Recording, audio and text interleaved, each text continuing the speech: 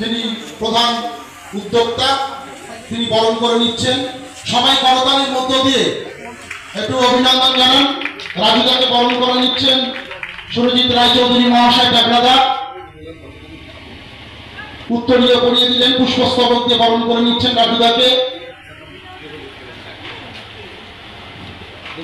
একটি গাছ একটি প্রাণ, তাই রাজুদাকে একটি গাছ উপহার দেওয়া হলো এই রক্তদান শিবিরের পক্ষ থেকে।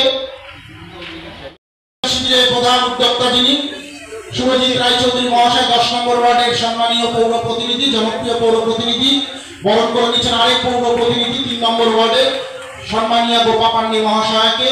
তার হাতে উপহার তুলে দিচ্ছেন, বরণ করে নিচ্ছেন সুরজিৎ রায়চৌধুরী মহাশয়।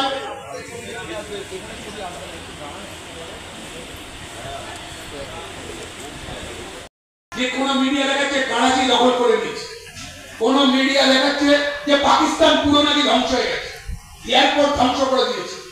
এই যে মোদির সাফল্য তুলে ধরা হলো, কতগুলোকে বন্দী করে ফেলছে, তারপরে আর তাদের দেখা যাচ্ছে পাকিস্তানের একটা জঙ্গি অ্যারেস্ট হয়েছে। এই যে যারা মারলো, যারা মেরে ফেললো, পেহেলগাঁয়ে ঘুরতে গেছিল যারা নিরীহ মানুষ, তার মধ্যে কোনো জাত ধরবেন না, একটা মুসলিমও আছে, কিন্তু কাউকে অ্যারেস্ট করতে পেরেছে? উত্তর হলো না, না, না, না। তাহলে এই যে মিডিয়া বারবার আমাদের দেখালো যে ভারতবর্ষ নাকি প্রচুর শক্তি, আমি তো গর্ব উপলব্ধি করছিলাম, আমি তো গর্ববোধ করছিলাম যে সত্যি আমাদের দেশ এত শক্তি ধরে, আমার গর্ব হচ্ছিল। পরে শুনলাম সব মিথ্যা, সব মিথ্যা, কিচ্ছু হয়। এরকম কোন ঘটনা ঘটেনি। কয়েকটা ক্ষেপণাস্ত্র মারা হয়েছে, ওই তরফ থেকে এসছে, এই তরফ থেকে এসছে, আমেরিকা মাঝখানে ইন্টারফেয়ার করেছে, পরে বলেছে বন্ধ করো, নাহলে ব্যবসা হবে না, অমুকরা তমুকরা। এই তো দেখছিলাম ডোনাল্ড ট্রাম্পের সাথে মোদি কত ভালো সম্পর্ক। চীন তো পাকিস্তানের পাশে দাঁড়িয়ে গেল, বলছে চীন একদম ডাইরেক্ট। আমেরিকা কেন আমাদের মোদি, আমাদের প্রধানমন্ত্রী, আমরা তাকে শ্রদ্ধা করি, তার পাশে কেন আমেরিকা দাঁড়াবে না? এই জবাব কেন দেবে না? কেন দেবে না? आखिरी बार मोदी सरकार কে বলে গেছে? आखिरी बार ट्रम्प सरकार কে বলে গেছে? কে বলেছিল এখানে গিয়ে आखिरी बार ट्रम्प सरकार? তাহলে কি হলো? আপনাদের মনে প্রশ্ন জাগে না যে মিডিয়া এই যে প্রচার করলো, আমি যদি মিডিয়াতে প্রচুর মানুষ, আমি তাদের শ্রদ্ধা করি, আমি তাদের প্রণাম জানাই, কিন্তু তারা বসে মমতা ব্যানার্জি এবং তৃণমূলে যে কুৎসা, যে কথা বলে সিপিএম আমলে, সেই সমস্ত আমলারা কোথায় ছিল? সেই আমলারা সিপিএম আমলে সাইবাড়ি থেকে খানাকুল, গড়বেতা এবং অনিতা দেওয়ান, যার যৌন অঙ্গে একটা গোটা টর্চ ভরে দেওয়া হলো, সেই সময় সেই সমস্ত পুলিশ কর্তাদের একটা শব্দ ছিল না।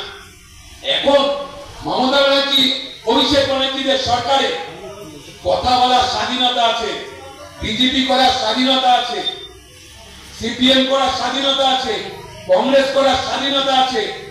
এই ওয়ার্ডে, আমাদের প্রত্যেকটা ওয়ার্ডে সেই বিরোধী দলের লোকেরা মন্ত্রী পর্যন্ত পৌঁছাতে পারে, এই স্বাধীনতা আছে বলে তারা টিভির পর্দায় বসে মমতা বন্দ্যোপাধ্যায় তৃণমূল সম্পর্কে বাপ বাপান্ত করে, অভিষেক বন্দ্যোপাধ্যায়ের বাপ বাপান্ত করে। তারপরেও তাদের চালে একটা তো ইট পর্যন্ত মানে না, একটা ইটও মানে না তাদের পরিবারে। কিন্তু আমরা স্বাধীনতার পতাকা তুলতে গিয়ে সিপিএম আমলে দলের নয়, স্বাধীনতার পতাকা। গ্রীষ্মকালীন সময় মানুষের প্রয়োজনে রক্ত হয়, প্রয়োজন হয় রক্ত, তো কোনো কলকারখানায় তৈরি হয় না। সেই কারণে আমরা তৃণমূল কংগ্রেস কর্মীরা, আর আগে আমাদের পরিচয়, আমরা মমতা বন্দ্যোপাধ্যায়ের একজন মানবপ্রেমী সৈনিক হিসাবে, তার জন্য মানুষের প্রয়োজনেই আমরা এই রক্তদানের ব্যবস্থা করি। দাদা, কতজনের টার্গেট আছে? আগে 100 জন মতো। কি বার্তা দিচ্ছে? বার্তা কি, মানুষে এগিয়ে আসুক, রক্তদান সম্পর্কে সচেতনতা বাড়ুক। অনেকে বড় লোক আছে, ধনী আছে ভাবে আমার এইটা প্রয়োজন নেই, কিন্তু রক্ত দেওয়াটা একটা সামাজিক কর্তব্য। গেস্ট কারা কারা ছিল? আমার কলিগ পৌর প্রতিনিধিরা। রক্তদান ছাড়া তোমাদের আর কি কি কর্মসূচি হয়? আজকে মেডিকেল চেক আপ হচ্ছে আর এই রক্তদান হচ্ছে। দাদা 26-এ ভোট আসতে চলেছে, আজকে দাঁড়িয়ে কি বার্তা দেবে সাধারণ মানুষের জন্য? ভোট আমাদের তো 26তে আমাদের কোনো ব্যাপার নেই, তার কারণ আমরা সারা বছর যারা পড়াশুনো করে তারা পরীক্ষার আগের দিনের কথা ভাবে। আমরা সারা বছর পড়াশুনো করি, আমরা মানুষের পাশে থাকি। আর কাজ যারা করে তাদের ভুলও হতে পারে, কাজ যারা করে না তারা শয়তান। দাদা বলুন, 26-এ ভোট নিয়ে কি কোনো চাপে না, আমাদের কোনো চাপ নেই। আমাদের চাপ নেই। ওই যে একটা লোক একটা পাগল বেরিয়েছে, যিনি প্রথম বলতেন আমি বিদ্যাসাগরের দেশের লোক, গামছা পড়া পান্তাবাদ খাওয়া লোক, সনাতনী, এবং উনি উন্মাদ হয়ে গেছে। একটা জগন্নাথ মন্দির ওনাকে কুপকাত করে দিয়েছে মেদিনীপুর জেলায়। আজকে পুরীর থেকে লোক পেয়েছে মেদিনীপুরে মমতা বন্দ্যোপাধ্যায়ের তৈরি জগন্নাথে উপস্থিত হচ্ছে। অতএব আর নিজেই একমাত্র হিন্দুত্বের ঠিকাদারি ওই সনাতনী, সে আর বলতে পারবে না। আর মমতা বন্দ্যোপাধ্যায় দীঘার মন্দির যেমন বানিয়েছেন, তারাপীঠের মন্দির সুন্দর করে তৈরি করেছেন, কালীঘাটের মন্দির, দক্ষিণেশ্বরের মন্দির। অতএব আমরা যারা তৃণমূল কর্মী বা মমতা বন্দ্যোপাধ্যায়ের সৈনিক, আমরা সনাতনী, আমরা হিন্দু, এই বিজ্ঞাপন বোর্ড লাগিয়ে ঘুরতে হবে না। মানুষের গ্রহণযোগ্যতা বাড়ে বিপদে আপদে প্রয়োজনে মানুষের পাশে থাকে। সে হিন্দু হোক, অন্য জাতের হোক, অন্য ধর্মের হোক, তাতে কিছু যায় আসে না। কারণ আজকে যারা রক্ত নিয়ে দিচ্ছে, এই রক্ত তো কেউ নেবে? রক্ত নেওয়ার আগে কি সে জিজ্ঞাসা করবে এই রক্তটা হিন্দু না মুসলমানের, এটা সনাতনীর না মেদিনীপুরের রক্ত? অতএব আমি ধিক্কার জানাই ওই ধরনের লোকরা যারা তৃণমূল কংগ্রেসে থাকাকালীন মমতা বন্দ্যোপাধ্যায়ের আশ্রয়স্থলে বেড়ে উঠেছে, এখন সবচেয়ে বড় হয়ে গেছে। কারণ রামায়ণ যদি লেখা হতো না, মহাভারত যদি লেখা হতো না, যদি মির্জাফর আর বিভীষণ না জন্মাতো, এ যুগের রাজনীতিতে পশ্চিমবাংলার সেই বিভীষণের নাম হলো সেই সনাতনী অধিকারী, যার নিজের বাবার পরিচয় তিনি সঠিকভাবে বলতে পারছেন না। কার বাবাকে কখনো বলছে মোদি আমার বাবা, কখনো বলছে শিশিরবাবুর ছেলে আমরা জানি, আবার ড্রাইভার সঙ্গে অমিত শাহ আমার বাবা। তার তো ঠিক নেই, যার বাবারই ঠিক নেই তার রাজনৈতিক কোনো প্রতিক্রিয়া দেওয়ার আমরা তৃণমূল কর্মী হিসেবে প্রয়োজন মনে করি না। সবাই ভালো থাকবেন, রক্তদানের সচেতনতা বাড়ুক।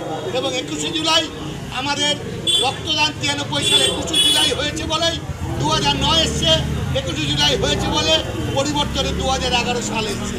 21শে জুলাই 93 সাল ওই ঘটনা যদি না ঘটতো, দ্বিতীয় স্বাধীনতার রক্ত দেওয়া যেতে না হতো, তাহলে আমরা 2009 বা 2011 এই পরিবর্তনের পথ দেখতে পারতাম না।